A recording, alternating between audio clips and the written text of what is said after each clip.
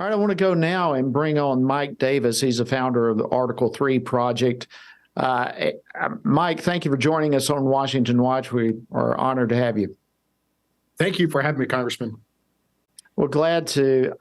Listen, let's just continue this thought and go deeper.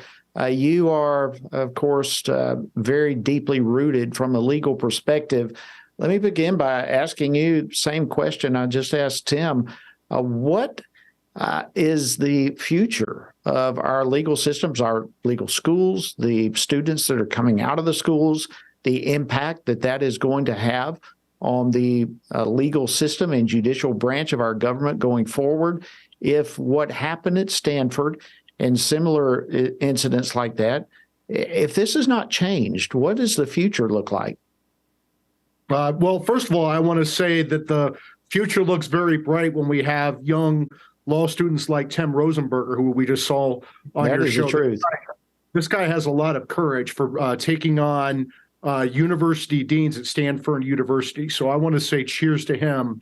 And I hope that my friends in the federal judiciary, maybe Judge Patrick Bumate, Judge Amul Thapar, Judge Jim Ho, many judges out there should look at Tim Rosenberger for a plum federal clerkship when he's done at Stanford, because this guy is clearly smart and he clearly has courage. So there is hope there. The problem is that Tim is a small minority in law schools. These law schools are, I went to law school 20 years ago, but Tim is now in law school with a bunch of woke, entitled cupcake babies who don't want to have debates. They want to censor, silence, cancel. This is no longer our parents' or grandparents' Democrat Party. These are not liberals who love America and just agree with conservatives on the best way to get there. These are no longer liberals who believe in free speech. They believe in censorship. They don't believe in due process. They believe in Me Too. They don't believe in equality. They believe in equity. This is the Marxist left that have taken over the Democrat Party, and you're seeing this particularly with these academics like this useless diversity, equity, and inclusion dean at Stanford Law School, Tyrion Steinbach. She shouldn't be there.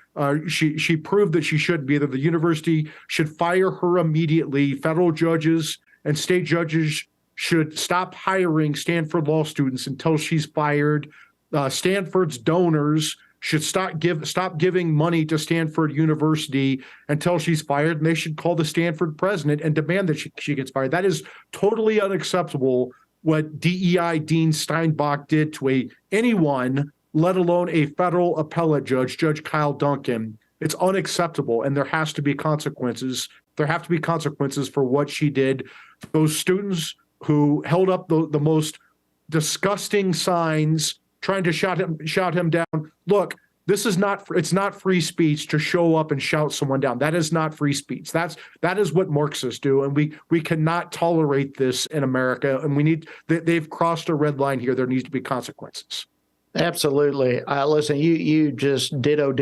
I say to you, thank you for everything you just said, and including a shout out for Tim Rosenberger. What an articulate young man on truth and the law. I mean, he understands what he's talking about, and I'm so glad that he was there and was able to come on and share with it. But you yourself, you're deeply entrenched in legal issues. I mean, you were the former chief counsel for nominations to the Senate Judiciary Chairman Chuck Grassley. You yourself served in all three branches of our federal government. I mean, you understand what's going on here. So when you speak to the issues that are happening there at Stanford as you see them, you speak with authority.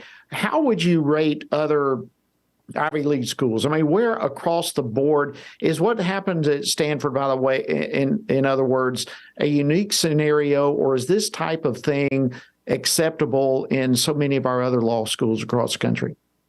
I just published a Newsweek opinion piece on this, and unfortunately, Congressman, this is happening everywhere, whether it's Yale or Georgetown or all over the country. And again, it is this leftist mindset where it's not liberal Democrats anymore. It's a leftist mindset where they do not believe in free speech. They do not believe in tolerance. They believe in censorship. They believe in equity. They believe in intolerance. These are not liberals. These are illiberal people. This is the Marxist left. And the problem is that leftists have infiltrated every place in our society. They've even from big tech, big media. They've long been washed out bums in academia, especially law schools, like DEI Dean Tyrion Steinbach, who couldn't have a real job in the real world if she tried, so they have to create a fake job for her at Stanford.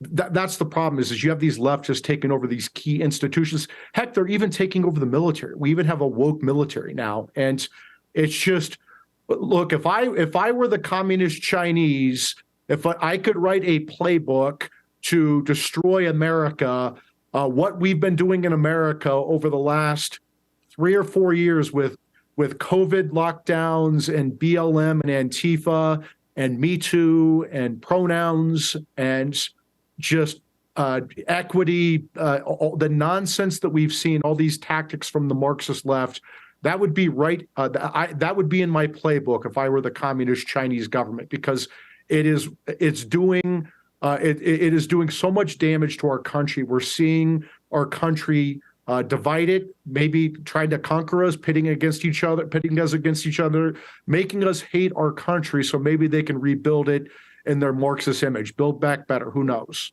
Mike, we got about 30 seconds and we're going to have to wrap it up. But Judge Duncan actually pointed out something that you would think these law students would know, and that is the role of a judge is not to legislate from the bench. That is up to the legislative branch.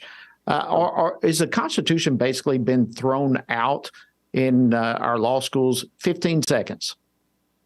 It absolutely has. Thank God President Trump transformed the federal judiciary, because our country would be lost. It is the backstop. It is the thing that's going to finally save our country. And if we lose the federal judiciary, we're done as a republic. Mike Davis, thank you so much for your insight. We deeply appreciate you coming on Washington Watch this evening. Thank you, Congressman.